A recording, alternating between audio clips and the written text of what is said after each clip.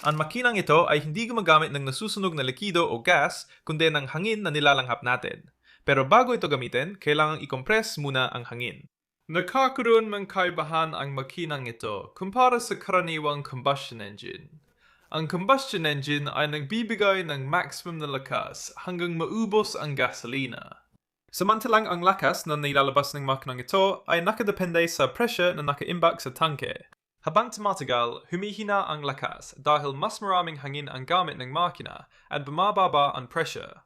Pwedeng i-optimize ang makina sa mababang pressure at paandarin ito gamit ang regulator para malampasan ito. Kaya ang pressure na papasok sa makina ay magbibigay ng pantay na lakas habang bumababa ang pressure sa tangke. Sa pagsubok ng makina, gamit ko ang malaking compressor tank at regulator para ayusin ang presyon. Dahil ikakabit ko ito sa eroplano, masyadong mabigat ang regulator, kaya gagawa ako ng sarili kong regulator. Ang pressure regulator ay may tatlong pangunahing bahagi, isang spring, isang diaphragm at isang balbula, na sabay-sabay na nagtutulungan para kontrolin ang output na presyon. Kapag may hangin na dumadaan sa input, dumadaloy ito sa balbula papunta sa diaphragm at lumalabas sa kabilang panig. Sa presyong ito, umaangat ang diaphragm at nagsasara ng balbula. Ngayon, ang presyon sa output ay tinutukoy ng puwersa ng pagkakakompress ng spring. Para mabawasan at makontrol ang presyon sa output, ayusin ang compression ng spring hanggang bahagyang mas mababa ito kaysa presyon ng output sa diaphragm. Sa ganitong paraan, nananatiling sarado ang balbula kapag tama ang presyon. Kapag bumaba ang output na presyon, bababa ang diaphragm, bubuksan ang balbula at ibabalik ang presyon pataas. Ito ay mekaniko na feedback loop na nagbubukas at nagsasara ng balbula based sa output na presyon. Bumili ako dati ng malaking pakete ng mga spring, pero mahina ang mga compression spring doon. Kaya sa halit na diaphragm, gagamit ako ng maliit na diameter na hiringilya dahil mas kaunti ang puwersa ng presyon sa maliit na piston area. Itong regulator ay napakaliit at patumput, 5 gramo lang ang bigat, kaya perfecto sana sa eroplanong ginagawa ko, kung gagana ito, syempre. Na medyo gumagana naman, nare-regulate ang presyon, pero nagdudulot ito ng pag-pulse ng makina. Dahil ito sa alitan dulot ng hiringgilya, kailangan ng piston ng 10 psi na pressure difference para gumalaw, kaya siguro mas mainam gumamit ng diaphragm design. Pahabol lang, ang paggamit ng piston sa isang regulator ay hindi naman talaga kakaibang ideya tulad ng nalaman ko kalaunan. Ang regulator ng aking compressor ay gumagamit din ng piston na disenyo. Matapos ang maraming revisyon at pagpalit ng mas matitibay na spring, nakakuha rin ako ng gumaganang regulator. Ang input pressure ay 60 psi at ang makina ay tumatakbo sa 30 psi. Pwede kong ayusin ang bilis ng makina sa pag-ikot ng bolt para dagdagan o bawasan ang compression ng spring. Pero tataas ba nito ang oras ng pagpapatakbo ng makina? Ipinapakita ng graph na ito ang thrust habang nababawasan ang hangin sa tangke. Makikita na pinakamataas ang thrust sa simula dahil sa mataas na pressure. Unti-unti itong bumababa hanggang sa maging sobrang baba ang pressure para gumana ang makina. Ngayon, dahil nakatakda ang regulator na panatilihin ang pressure sa humigit kumulang kalahati ng pinakamataas na pressure, maaari nating isipin na ganito ang magiging itsura ng thrust output na may mas mababang peak na thrust. Mas mahaba nga ang takbo nito, pero ganito talaga ang itsura. Mas mahaba lang ng kaunti ang runtime pero maliit lang ang diferensya dahil pareho pa rin ang efficiency ng makina. Kaya ang area sa ilalim ng patengito ng graph ay naikalat lang sa bahaging ito. Pero posibleng hindi talaga naka-optimize ang makinang ito para sa mas mababang regulated na pressure. Nagdesisyon akong gumawa ng bagong makina na may ilang pagbabago. Una ay bagong silindro gamit ang acrylic na tubo para mabawasan ang friction. Pinili kong i3D print ang bagong piston gamit ang PLA sa Prussia Mark III dahil mas mabilis at mas mura ito kaysa resin. Dahil makinis na ang silindro, hindi na makakadagdag sa friction ang FDM print lines, kaya para ma-optimize ang makinang ito para sa mas mababang pressure. Dinesenyo ko ito na may malaking volume sa ibabaw ng piston, kung saan kapag nasa tuktok ng stroke, ang volume ay isang katlo ng volume kapag nasa ibaba. Dahil ang input pressure ay triple ang atmospheric pressure. Kaya kung pinalawak ito ng 3 beses, dapat bumaba ang pressure sa exhaust sa isang atmosphere na magpapababa ng nasasayang na pressure. Mas mahina ang thrust ng makinang ito kaysa sa luma na di ko agad naintindihan. Dahil mas kaunti ang friction ng piston at cylinder, mas marami ring hangin ang nagagamit kada cycle dahil sa expansion volume na dapat mapapalakas. Pero napagtanto ko rin, isa pang malaking pagbabago sa makina ay ang pagdagdag ko kamakailan ng spring sa cylinder head para manatiling sarado ang ball valve. Kapag hindi tinutulak ng piston para bumukas, sa slow-mo ng dalawang makina, halos wala namang pagkakaiba. Kung susuri natin frame by frame, makikita ang inlet valve na walang spring, na nanatiling bukas ng mas matagal, kaya mas maraming hangin ang pumapasok at lumalabas sa exhaust ports na parang mas hindi epesyente. Gayunpaman, sa tingin ko ngayon, maaaring may nakatagong inefficiency ang expansion design ko. May dalawang makina dito na pareho ang piston at stroke, pero ang kaliwang makina ay may expansion volume sa ibabaw ng piston. Pinapahintulutan ng silindro na mag-expand ng husto ang hangin, kaya kaunti lang ang nasasayang palabas ng tambucho. Samantalang sa kanan, walang expansion volume, kaya maraming high-pressure na hangin ang lumalabas. Pero maniwala ka man o hindi, mas epesyente talaga ang makina sa kanan, at heto ang dahilan. Pag akyat ng makina sa kaliwa sa tuktok ng stroke, bumubukas ang inlet valve at papasok ang mga 10 cubic centimeters ng hangin sa silindro. Para magamit ng makina sa kanan ang parehong hangin, kailangan dumaba ang piston. Ngayon, parehong sarado ang inlet valve at parehong gumamit ng 10 cubic centimeters ng hangin bawat makina. Gayunpaman, mas mataas ang torque ng makina sa kanan dahil sa anggulo ng crankshaft nito.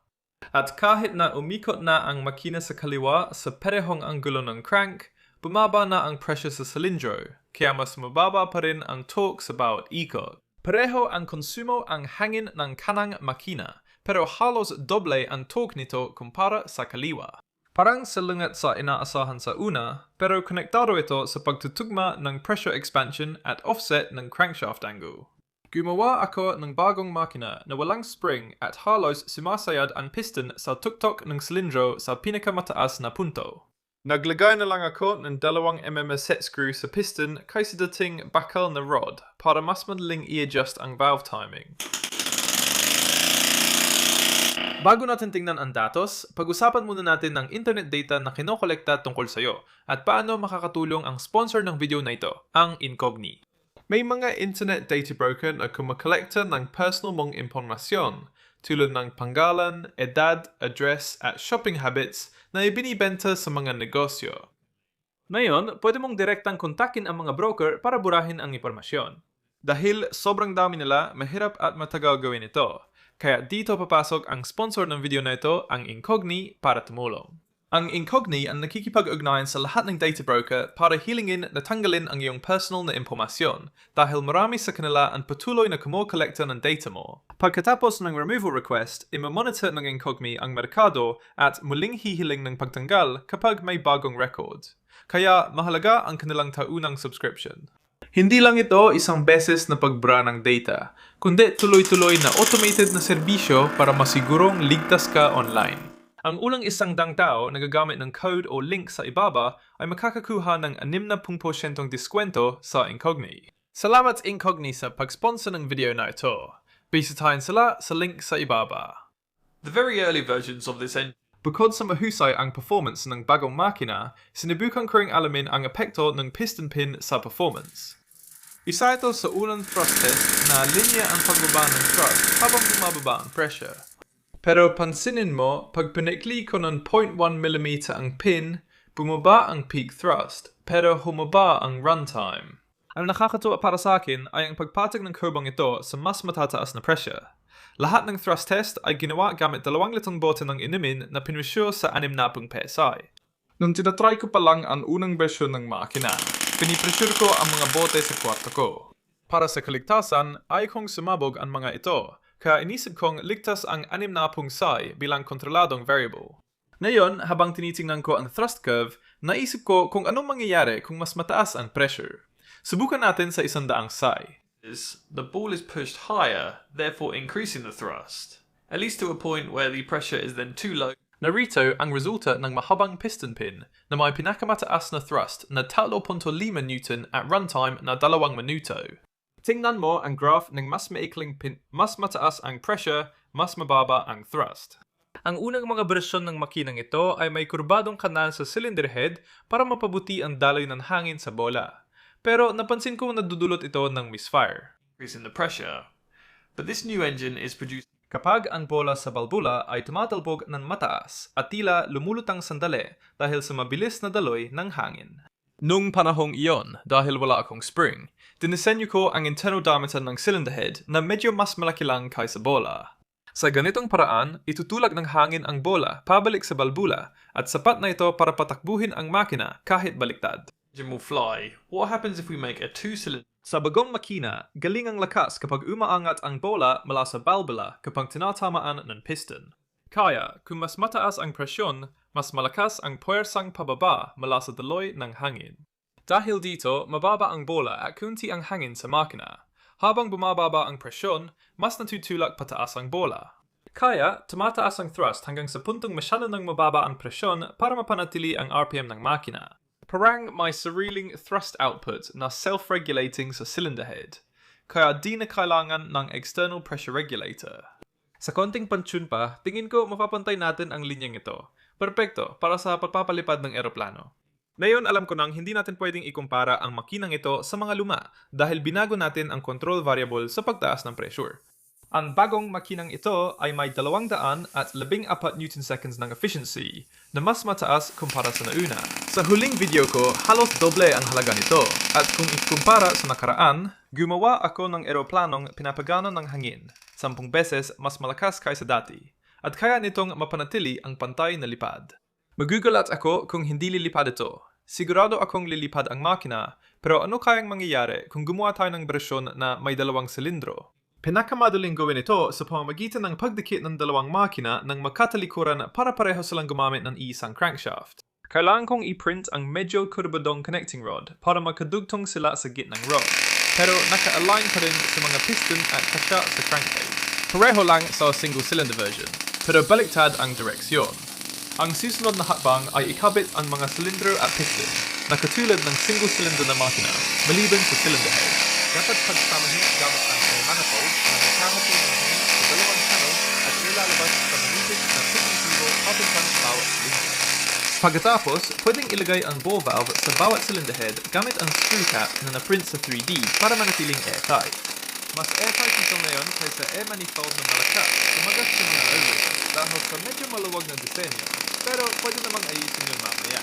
Tingnan natin kung andar ito.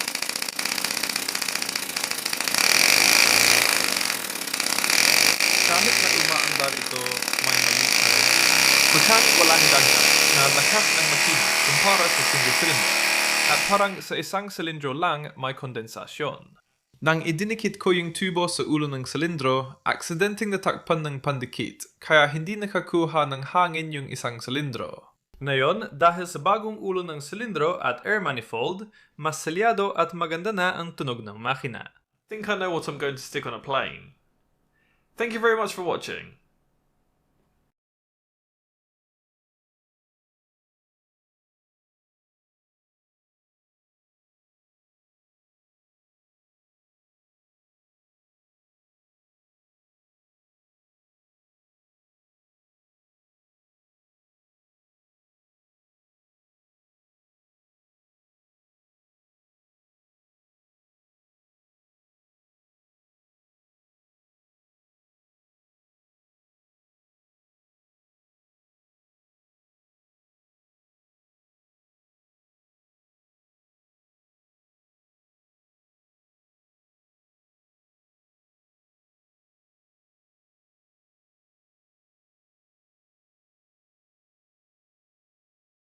Sa pinakamataas na thrust na 4.2 Newton sa 80 psi o katumbas ng pagbubuhat ng 428 gramo, ang makinang ito ay may power-to-weight ratio na halos 10 sa 1 na maaring magandang opsyon para sa dragster, pero ang efficiency nito ay halos kalahati lang kumpara sa single-cylinder engine. Sa tingin ko, alam ko na kung ano ang ilalagay ko sa eroplano.